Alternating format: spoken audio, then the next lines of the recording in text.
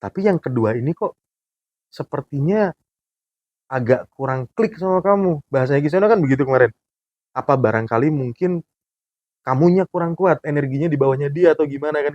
Loh, kok Krisnya udah nggak ada di kursi itu? Gak pikir hilang gitu. Hilang kemana ini? Lah terus kan aku tanya bapak, kok bisa begini pak? Bapak saya cuma ketawa dong. Dari luar kota jawab telepon. Oh alah, hahaha. Kris taruh di rumah nih. Gak usah keris, batu aja. Batu yang memang diisi kodam, yang memang batu itu didapatkan dengan secara spiritual atau melalui puasa. Batu itu dititipin ke bapak saya. Ditaruh di rumah udah hilang.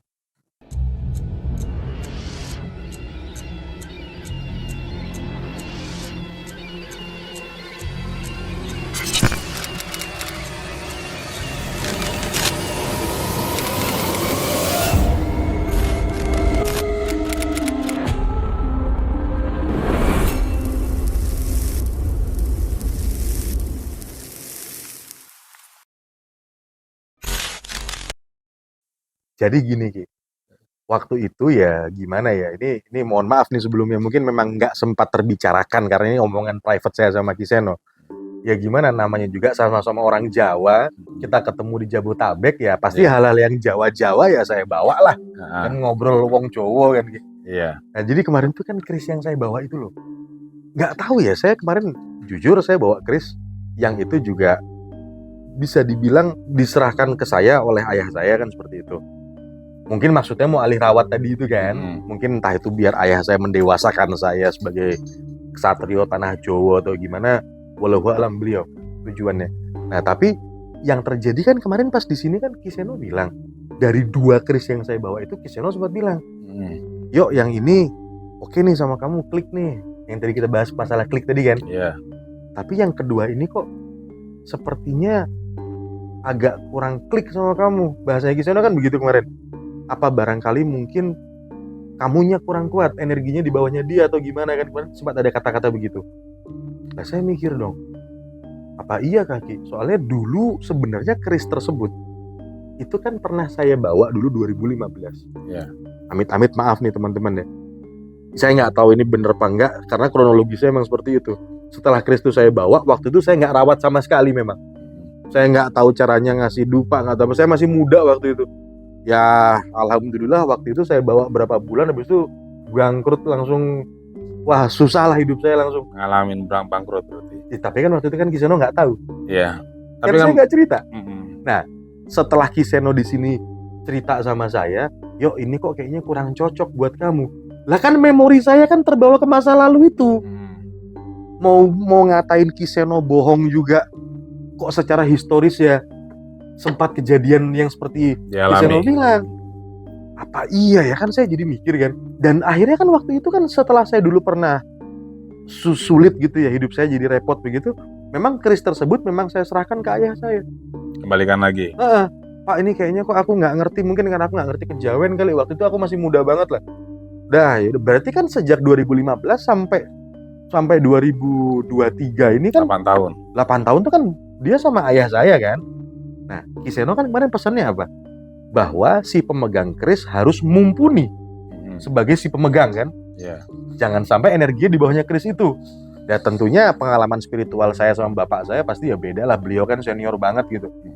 Nah lucunya Ki, habis pulang dari sini, karena aku ya jujur aja malam-malam pulang dari sini ke rumah agak takut juga kan, dikasih tahu sama Kiseno bawa barang yang nggak klik sama aku gitu. Sampai rumah aku mikir mau tak taruh di mana ini kan. Aku mikir sendiri, tak taruh aja di kamarnya bapakku lah. Nah pas tak taruh di kamar bapakku, aku taruh tuh di kursi gitu. Di kursi. Terus? Jadi di kamar ayah saya tuh ada TV yang hanging di dinding. Nah di bawah itu ada kursi itu yang nyender di tembok juga. Aku maksudku baik ya, sepengetahuanku aja gitu ya. Ini kursi empuk ya, tak taruh aja di kursi situ biar dia nyaman. 4 hari saya nggak pernah masuk kamar bapak saya. Tiba-tiba tadi sore ayah saya nelpon minta dicarikan kacamata hitamnya. Kok kacamata hitamnya hilang? Nah, pas saya masuk lagi ke kamar tadi, saya lihat di kursi kok nggak ada. Itu saya masuk kamarnya bapak saya tuh sama penjaga rumah tuh. Saya masuk kamar bapak saya, kok kerisnya udah nggak ada di kursi itu. Gue pikir hilang gitu. Hilang kemana ini? Lah terus penjaga rumah saya bilang, itu Pak di kasur. Hah? Kok bisa? Saya tanya dong sama penjaga rumah saya, kamu yang mindahin ya? Penjaga rumah saya jawab, demi Allah Pak, saya megang aja nggak berani dari kemarin. Emang dari kemarin saya masuk itu emang di situ. Hah? Saya langsung merinding dong. Kok bisa? Tapi lo halu nggak bener naruh di kursi atau di kasur? Takutnya lo naruh di kasur. Aku kan juga jadi mikir ya, apa aku yang naruh di kasur? Tapi enggak deh Ki, enggak deh, aku naruhnya di kursi kok. Berarti pindah secara gaib. Ya gini deh, mungkin aku salah, tapi yang jelas aku sama sekali nggak inget kalau aku taruh itu di kasur. Aku naruhnya itu di kursi. Nah, kejadian itu karena aku lumayan merinding juga tadi Ki. Aku akhirnya tadi telepon Kiseno kan nggak angkat. Iya. Akhirnya aku telepon bapak aja lah, tak laporkan aja ke ayah saya. Aku cerita, Pak ini ada kejadian begini. Dan sekarang posisinya Chris itu tertidur sangat lurus, rapi banget, kayak dia tuh emang mau di situ gitu loh. Nah terus kan aku tanya bapak, kok bisa begini Pak? Bapak saya cuma ketawa dong. Dari luar kota jawab telepon. Oh alah, hahaha. Ya memang dulu sebelum saya serahkan sama kamu, memang kadang-kadang emang pas aku lagi sendiri ajak tidur di kasur juga sih. Berarti klik ya. Ini kan saya jadi agak apa, kalau tadi bahasanya Kiseno masalah klik tadi, apa emang klik atau nyawijinya emang sama bapak gitu loh? Iya, maksudnya klik di sini dari pembicaraan yang saya bilang tadi. Kalau keris itu yang tadi saya katakan itu memang kalau udah nyawiji itu dia bakal mengikuti keterbiasaan, biasanya dia ada di mana. Terkadang keris ini beberapa kejadian ya, saya juga punya kakek keris taruh di rumah nih. Gak usah keris, batu aja, batu yang memang diisi kodam, yang memang batu itu didapatkan dengan secara spiritual atau melalui puasa. Batu itu dititipin ke bapak saya, ditaruh di rumah udah hilang. Baik lagi ke Semarang. Emang lokasinya di mana? Bapak saya di Depok. Di Depok. Dikasih batu waktu itu, pusaka, batu, mustika, ditaruh di sini badar besi ya. Badar besi itu memang untuk kegebalan. Ditaruh dibawa ke Depok, baru pulang dari Semarang, taruh dibawa ke Depok. 3 hari di situ hilang batunya di laci. Ini kisah nyata kan? Nyata, bukan nyata. bohong-bohong. Bukan real, ini nyata nih gue ngomong. Ditanya lah, waktu itu masih minim banget handphone ya. Handphone juga handphone jadul banget, masih handphone kayak Nokia yang zaman dulu lah. Tanya lah sama adeknya, pusaka kamu hilang. Orang masih neng kene, ini pusaka neng kene. Kaget bapak saya. Lewat mana? Sedangkan pusaka itu ditaruh di laci, tiba-tiba ada di Semarang. Kalau misalkan dijelaskan secara logika, kayak gimana ngejelasinnya?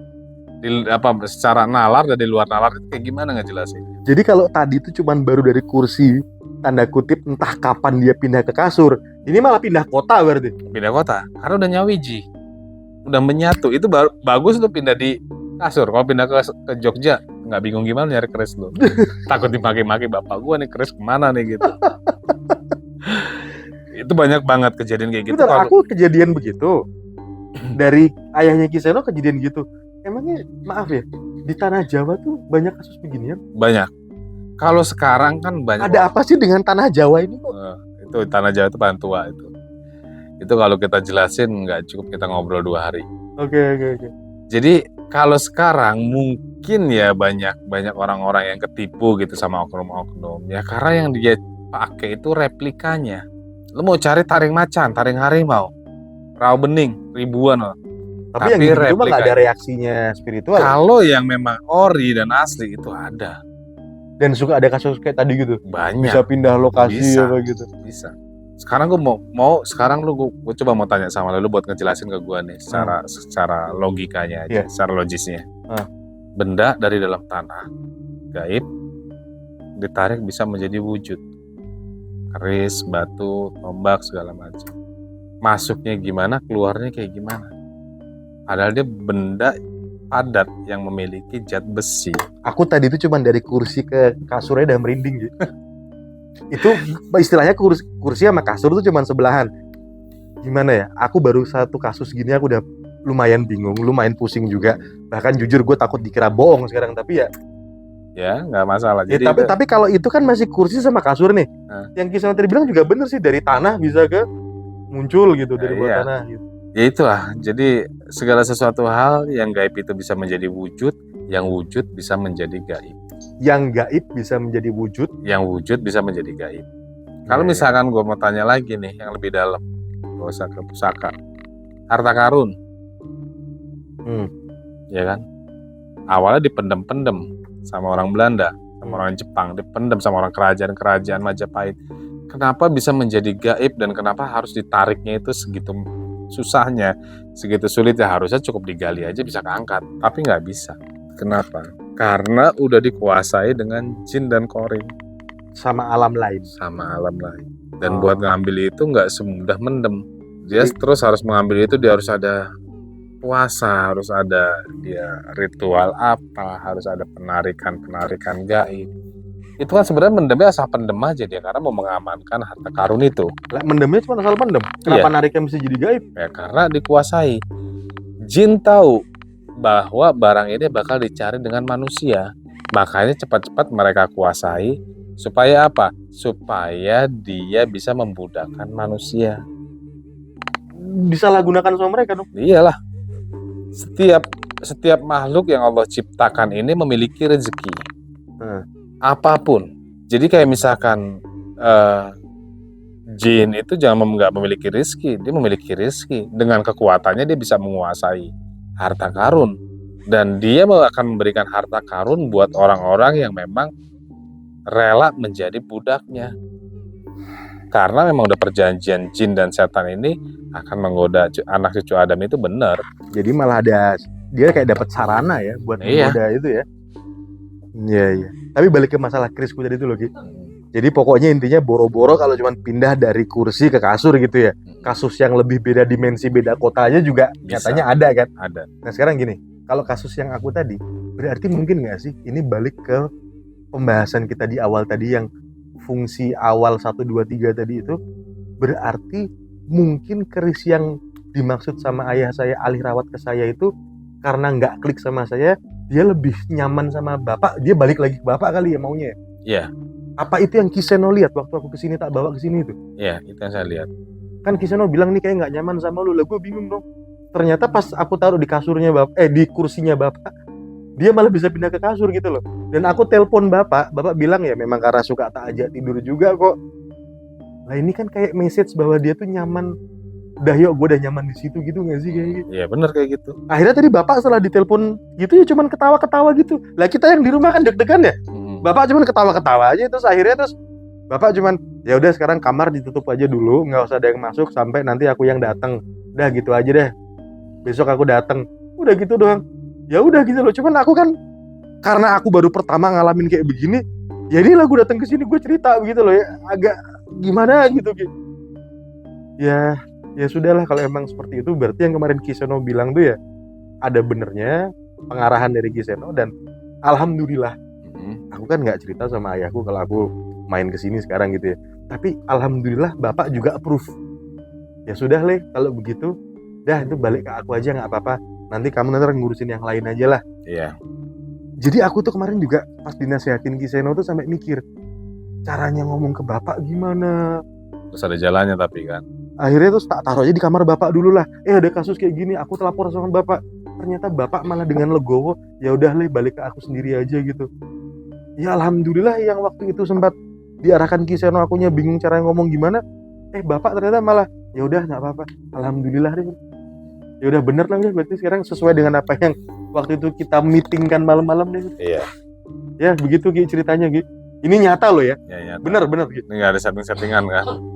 Seingatku aku nggak naruh di kasur, aku naruhnya di kursi. Bener. Dan ternyata setelah pindah ke kasur, aku telepon bapak baru bilang ya karena memang suka saya ajak tidur aja gitu loh. Berarti klik kan dari di situ kan, berarti bukan karena karena gua main-main memang udah terbiasa di kasur, lo taruh di kursi, Iya, dia makanya dipindah gitu. Iya, dan pada saat Kiseno bilang ini cocoknya di bapak, aku tuh mikir loh, seorang anak laki-laki dewasa masa ngomong ke bapaknya, Pak, gua nggak kuat Pak, gue balikin, bahkan loser banget gitu kan, malu juga gitu loh. Alhamdulillah bapak tadi langsung yang, udahlah Le, balik ke aku lagi aja, nggak apa-apa lah, mungkin emang cocoknya sama aku. Tanpa gue yang minta, bapak gitu sendiri. Jadi kayak nemu jalannya yang dari sarannya Kiseno juga gitu loh. Ini nyata nih, bener. Iya. Bener. Ya guys, jadi itu pengalaman sekelumit pengalaman dari Mas Rio tentang perjalanan astralnya. Pengalaman pertama nih. Nah, pengalaman masalah pertama. begini-beginian Pengalaman pertama astral nih. Bener. Ini nanti dia makin lama sering datang ke sini, makin banyak lagi pengalaman gaib. Jangan. Saya masih ingin normal. Yaudah guys, terima kasih udah nonton. Jangan lupa like, subscribe, and comment. Ya, oke. Assalamualaikum warahmatullahi wabarakatuh. Salam Rahayu.